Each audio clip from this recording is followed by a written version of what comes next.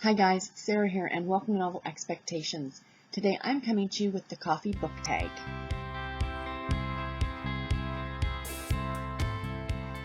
The coffee book tag was originally created by Bangdy Bangs, and I will leave a link to the original video in the down bar below along with a list of the questions. So if you're interested in doing this tag, feel free.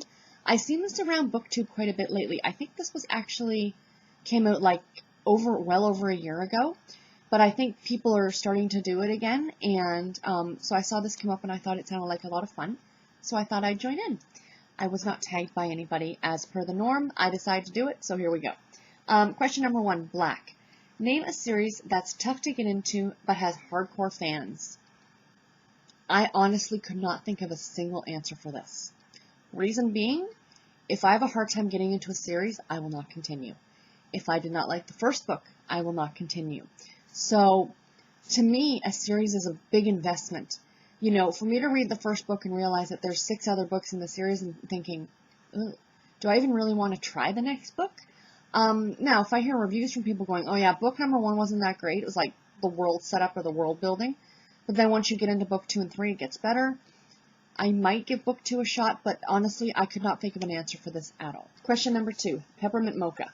Name a book that gets more popular during the winter or a festive time of year.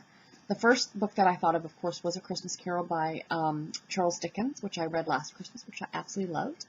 The other thing is, because I read a lot of contemporary romance, Christmas books and contemporary romance are almost this, like they go together, like Peppermint and Mocha. Contemporary romance series, like for example, the Fool's Gold series. You know, there's been a number of Christmas books published for this series. This one is called A Fool's Gold Christmas. And I actually have it on hardcover. It was a Christmas gift for my husband a few years ago. But yeah, like, there is always going to be Christmas books within these series, or just standalone Christmas or holiday novels, or novellas for contemporary romance. And I really, really enjoy that. And it's one of the things, like, I love Christmas. And at Christmas time, fair warning now, all I read from pretty much mid-November to the end of December is nothing but Christmas-themed books. So, stay tuned for that. Question number 3, Hot Chocolate. What is your favorite children's book? I actually have a couple answers for this one, because these are books that I actually pulled off my shelf. So the first one, is no surprise to anyone, is the Babysitter's Club series by N.M. Martin. Love, love, love these books. I'm so happy I actually came across this book, because it is it's a hardcover, and it's a library edition, I believe. I got it at a used bookstore for like $1. You can't go wrong. So yeah, so I've got this. The other book I wanted to mention is one that I had as a child, and I love this book. This book brings back memories like you have no idea. I can remember my dad reading this to me and my brother when we were kids, and it's a little hard children's picture book, but when I saw this in Walmart not that long ago, a couple years ago, I had to have it because it was so nostalgic for me. I had originally actually bought it for my niece, who at the time was maybe a year old, and I couldn't give it up because it held so many memories for me. Anyway, it's called The Monster at the End of This Book, starring the lovable furry old Grover. And this book is absolutely so much fun. So like I said, it's like the pages are hard, you know, like kids. And the whole book as you're going through it says, you know, don't turn the page. There's a monster at the end of the book. Don't turn the page. And like, you know, I mean, it's brilliant. And then when you get to the very end, and I can still remember my dad reading this to me, saying, well, look at that, the end of the book, and it's Grover's the monster. Sorry, spoiler alert. But yeah, I mean, this is just, for a little one, this is a great book. And like I said, for nostalgic value, I had to keep it. I am rather ticked off about the price sticker on there. Why did Walmart have to do that? But I'm sure I can find something to try and get the rest of it off. But anyway, yes. So those are my 2 children's books that I picked. Question number 4. Double Shot of Espresso. Name a book that kept you on the edge of your seat from start to finish. This book I read back when it was published in 2003. So I would have been in my 20s at the time. I was still living at home. At that age, like I said, my early 20s, I was really into contemporary romance, and I love that stuff. But I was kind of looking to expand my repertoire in reading because, you know, I know my parents both read a lot of different genres of books. Well, Dad, not so much. Anything Hunt for Red October-ish, he loves. My mother, Maeve Binchy all the way. But they still kind of delve into other things. And I saw this book in chapters, and I went and the cover was intriguing, and I looked at the back, and I'm like, that sounds like a lot of fun.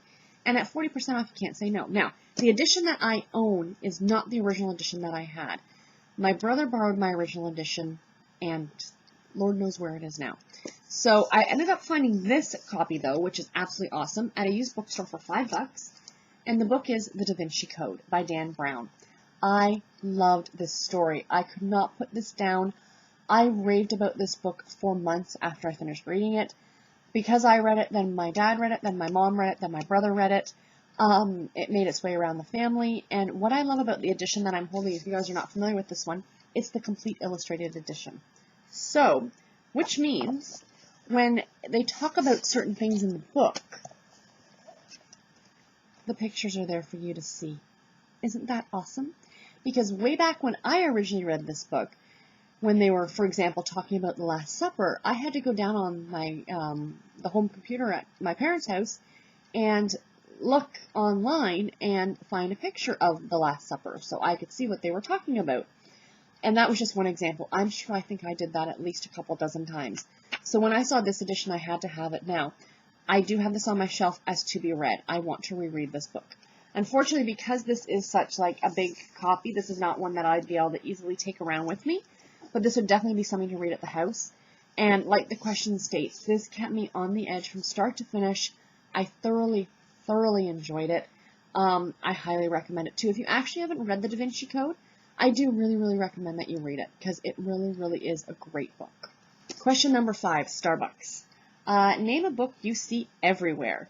And because I watch a lot of BookTube, and I have this on my shelf, Fangirl by Rainbow Rowell. I have not read this yet, but I want to read it.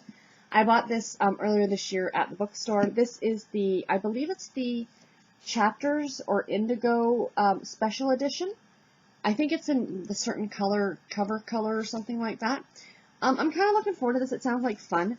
There's some really fun fan art in the front and back of this.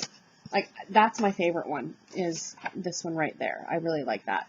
So yeah, I see this book everywhere. I hear people talk about it all the time. I hear a lot of mixed reviews, to be completely honest. Like, some people say, oh, they loved it. Some people say not so much. But I will give it a shot. It does not look like a difficult read at all. It's a YA novel. And I'll try it. I'll see what I think. Question number 6. The Hipster Coffee Shop. Give a book by an indie author a shout-out. What I've actually decided to do with this one is I read a lot of indie published books because I read a lot on my Kindle, and those books often come for free or 99 cents. And contemporary romance, there are a gazillion of them. So I'm actually going to shout out 2 authors because they wrote a book together. And it's actually a series. There's only 2 books out. I really hope they publish more. Now, I know Melissa Foster is becoming a bit more mainstream, but I think Bella Andre is still, I think they're both still kind of considered indie because they're not under one of the big publishing houses like Berkeley or Simon & Schuster or Harlequin or, you know, Avon or anything like that. So the book is actually called Cape Cod Kisses, I think is the first book. I read it last year and really enjoyed it. The second one I think is called Cape Cod Promises, and I'm looking forward to the rest of them now. Both of them are writing these epic family series. Melissa Foster's is the Braden series, and I think the first book in her series is called Sisters in Love, I think is the very first, and I read it last year or the year before. I do want to get my hands on a copy, like physical copies of the book, because I really do enjoy them. They are harder to come by because, you know, indie published and all that stuff. And Bella Andre writes the Sullivan series, which she's also now, I think, started an offshoot called The Sullivans of New York. I mean, if you like contemporary romance, those are 2 authors whose names you might not hear all the time, but I definitely recommend that you check them both out because they're fantastic. Question number 7. Oops, I accidentally got decaf. For me, that would not actually be an accident because I try not to drink coffee because it keeps me up like all the time. Name a book you were expecting more from. This is one I just read, and it was Bougainville by Heather Graham. Thoroughly disappointed in this book. I'll post my review. The little doohickey will come up here. I had a review for it a couple weeks ago when I read it, and you can hear more about it. Not what I expected from Heather Graham. She can do better. Let's just put it that way. Question number 8. The Perfect Blend. Name a book or series that was both bitter and sweet, but ultimately satisfying. The book I'm going to mention is The Cat Who series by Lillian Jackson Braun. This is the one copy that I have in hardcover. It's The Cat Who Came to Breakfast. This series is still one of my favorites, and I will recommend it to anybody who reads cozy mysteries. I love, love, love this series. That's the sweet part. It's just a wonderful little series about a man and his 2 Siamese cats who solve mysteries. The bitter part of this is the books towards the end of the series that were not up to the par of the first books. Again, I think I mentioned this before, I'm pretty sure that they were ghostwritten because I think the author had passed away.